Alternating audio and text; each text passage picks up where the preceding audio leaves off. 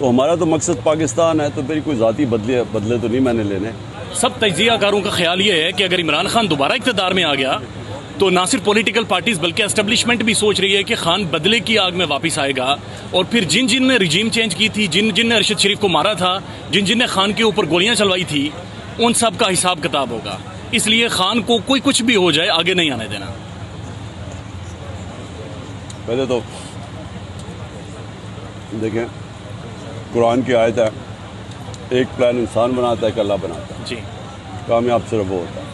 तो ये किसी के हाथ में नहीं है कि किसने इक़्तिदार में आना या नहीं आना।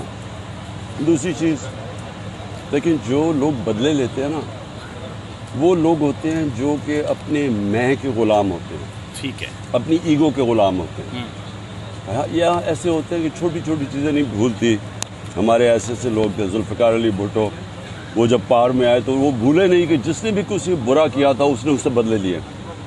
और या नवाज शरीफ है, वो छोटी कभी भी भूलता नहीं था कोई उसे जो समझे कि इसने उससे ठीक तरह रवैया नहीं था।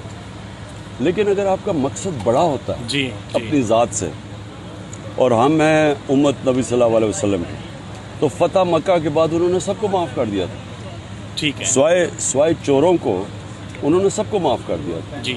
और उसी तरह मंडेला ने, जो साउथ अफ्रीकन ने, जो वाइट साउथ अफ्रीकन ने जुल्म किया था ब्लैक अफ्रीकन पे, उन्होंने सबको माफ़ कर दिया था ट्रूथ एंड रिकन्सिलिएशन में।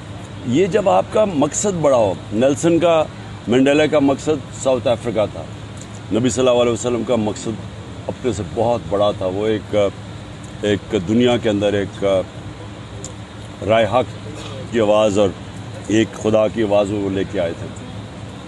तो हमारा तो मकसद पाकिस्तान है, तो फिर कोई ज़ाती बदले तो नहीं मैंने लेने।